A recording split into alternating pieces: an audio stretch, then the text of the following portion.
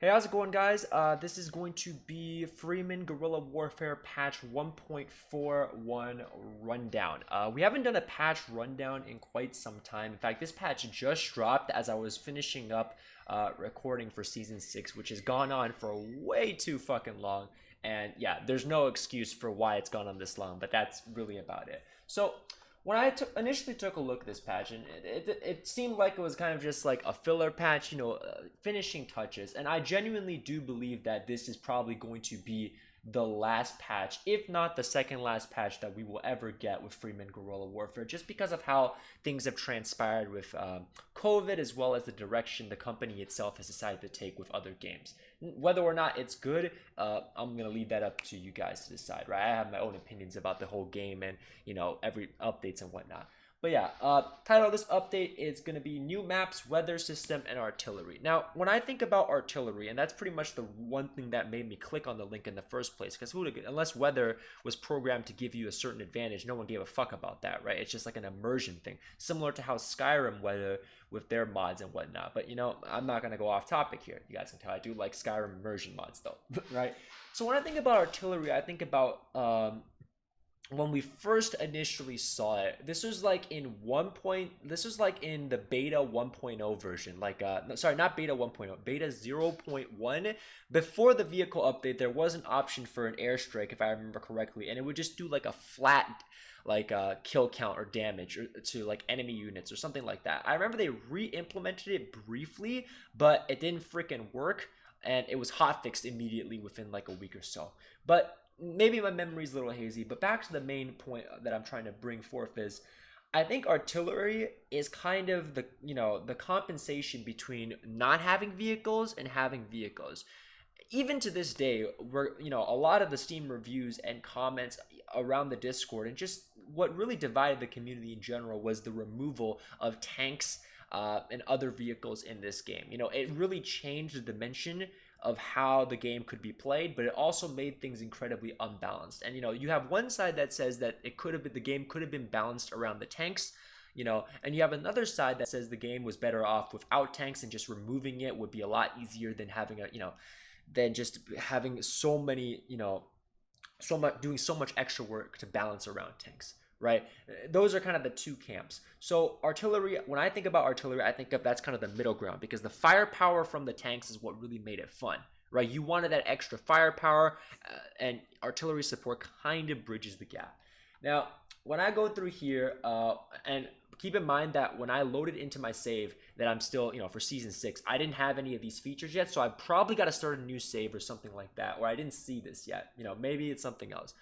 But yeah, you have your artillery system, quadcopters spotting enemies, attack helicopters, and mortars for engaging targets on the ground. So this is what I'm talking about when they're trying to compensate, because you remember how there used to be these mortar cars, right, in the vehicle update.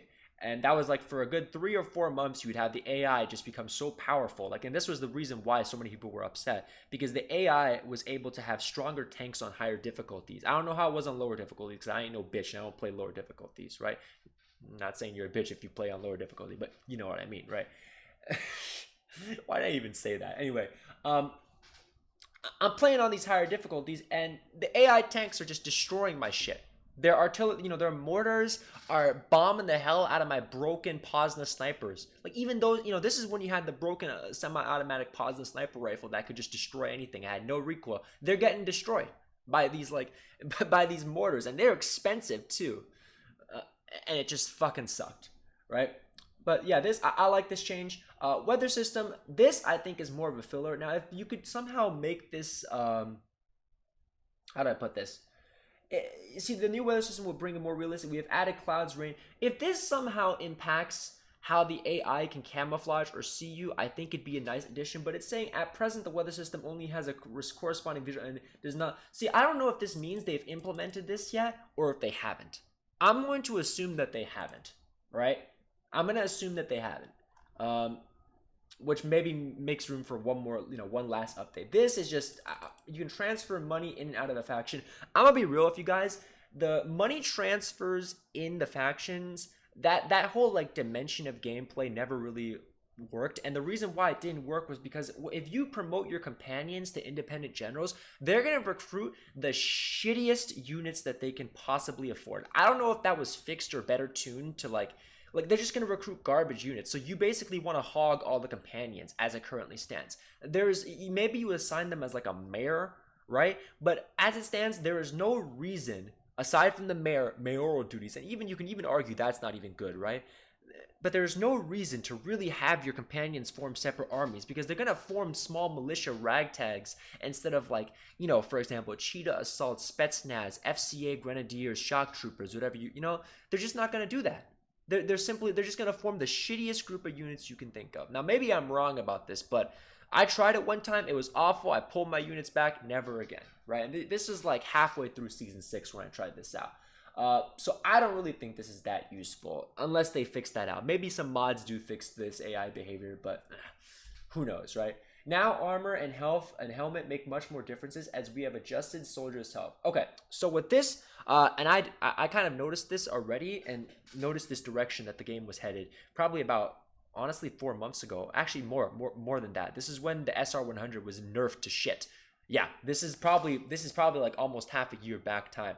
So what they did was essentially, just to give you guys a little bit of a refresher, they increased the value of armor and also decreased the damage values. So what ends up happening is that you don't have one-shot kill anymore, whereas the AI still has really, you know, how do I put this? They still have like really good kill potential. So what I'm trying to say is the AI got better simply because damage was nerfed and armor was buffed, right? Because the AI is going to have, generally speaking, better aim than you are if they spot you out first, right? The AI can hit some crazy shots on higher difficulties, and, you know, all it takes is two shots.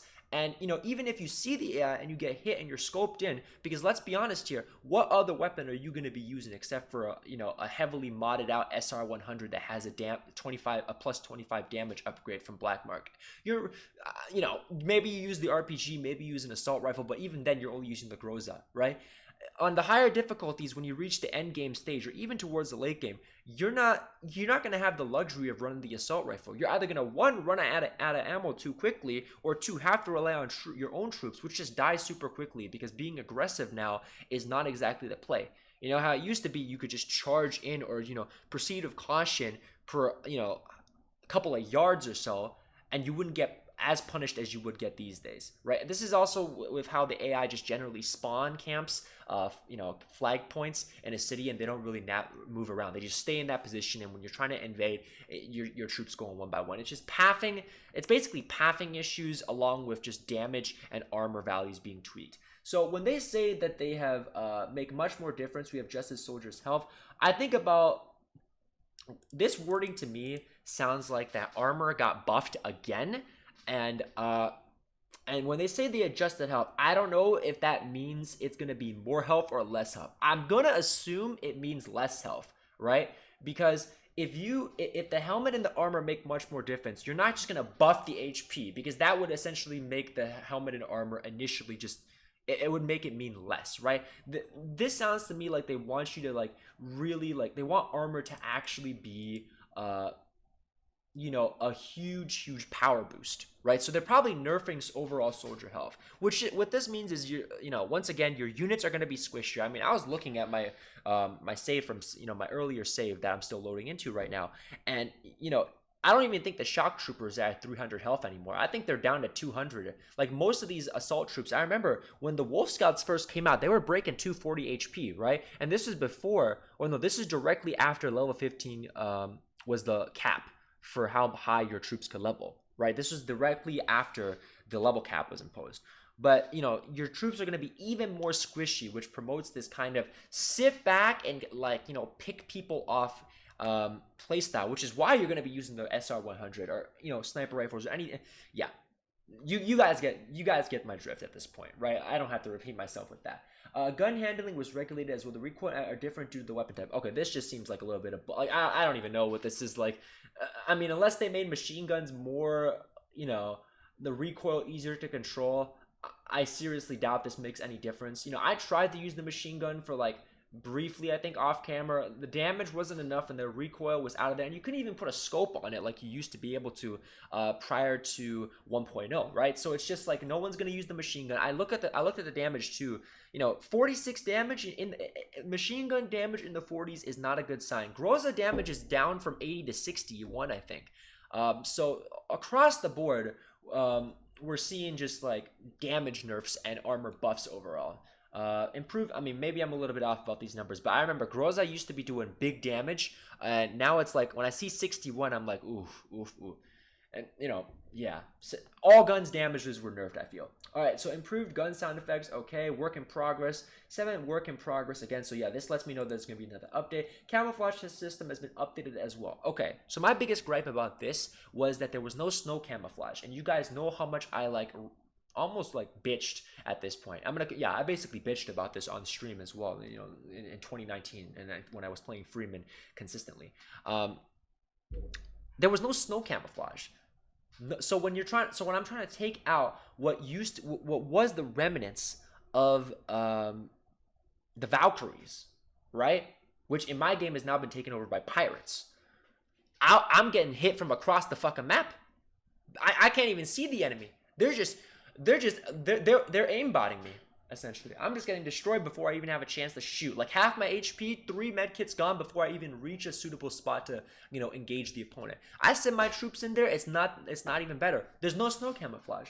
So when they say this, carefully as can help you less easily detected by the enemy. Okay, well, we were already running night. Like the only problem was snow. All right, that was the only problem. So if they buffed camouflage values, I do think this would be a little bit more all this is gonna do is create a more there's always gonna be an optimal gear setup. This probably at most might change one piece of gear. It might make one piece of gear better. The navy pants might be better than the camel pants for nighttime. I remember it was a serious topic of conversation I was having with stream, right, and you guys in general. One of them was 815, the other one was 913. Which one was better? Do you value the 2 extra camouflage, or do you value the additional piece of the additional point in armor, as well as the aesthetic value that matches with the navy blue shirt, right?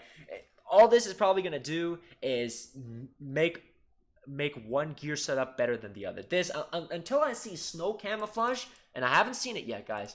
This is pretty much just I was already doing pretty good with camouflage. Maybe this justifies the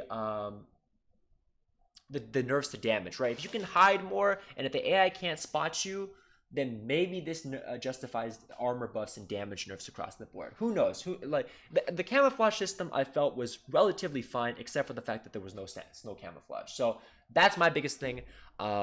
Who knows? Maybe they added it in, but I'll have to do more testing to see how impactful this is. But I'm kind of iffy on this just because no mention of snow whatsoever. I've said snow 3 fucking times at this point, but yeah. We have optimized, this is really good in general. Balance, growth, and maximum HP value. Okay, so this sounds like a nerf overall. Smoke grenades are less frequent. Okay, this is very good. I cannot tell you how many times the AI just lops smoke grenade after smoke grenade after smoke grenade after smoke grenade. Just 3 smoke grenades, and when you try to peer in with the scope, that shit lags. This will lag your game. Right now, to be fair, I have a 1060. I don't know how it is for some of you who have better GPUs, but my god, man, 3 smoke grenades and you have 20 troops on your side versus 50 on them firing. Oh my, you can't even shoot. You're gonna drop down to 10 FPS. That's what happened to me, at least. Made the UI more in tune with each other. We're gonna ignore the grammar issue because it's okay. I don't really know. Enemies the long. This was a bug probably. Let's ask for help. Okay, this was just this is a quality of life. Now it displays correctly. Okay, I didn't even know it was not displaying correctly. Okay, so it seems like that's all we have for this patch. Overall, I think it's it's like a meh patch. Some of you were asking me. Actually, no, a lot of you were asking me. Do I have room? Am I gonna do a season 7? And for now, I think I have room for one more season. I have room for one more season. Now, whether or not it's going to be with the newest patch, and this is kind of a spoiler alert, right? But whether or not it's going to be with the latest patch remains to be seen. Because I did consider doing a playthrough on the very first version of Freeman, just to compare how broken things were, how different the game is then and now. But I have room for one more season at the very least. Maybe two if like this camouflage thing really is impactful, or we see more viable strategies right now at the maximum difficulty. But yeah, I honestly hope this camouflage change does compensate for the nerfs to HP as well as the buffs to armor overall. Because when I was recording episode 58 this morning, basically 2 hours ago,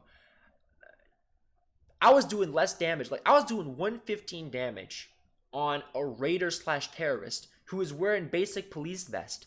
Before this patch, I was doing 167. Now, in both cases, and this was yesterday, by the way, when I was recording episode 57, right? In both cases, it wasn't enough to do a full kill. But at least with 167, I can two-tap the guy. 160, I can two-tap the guy, right? You go 115 and you hit a 93, you might not even two-tap him. You might have to do three-tapping, this is with the maximum damage of the SR100.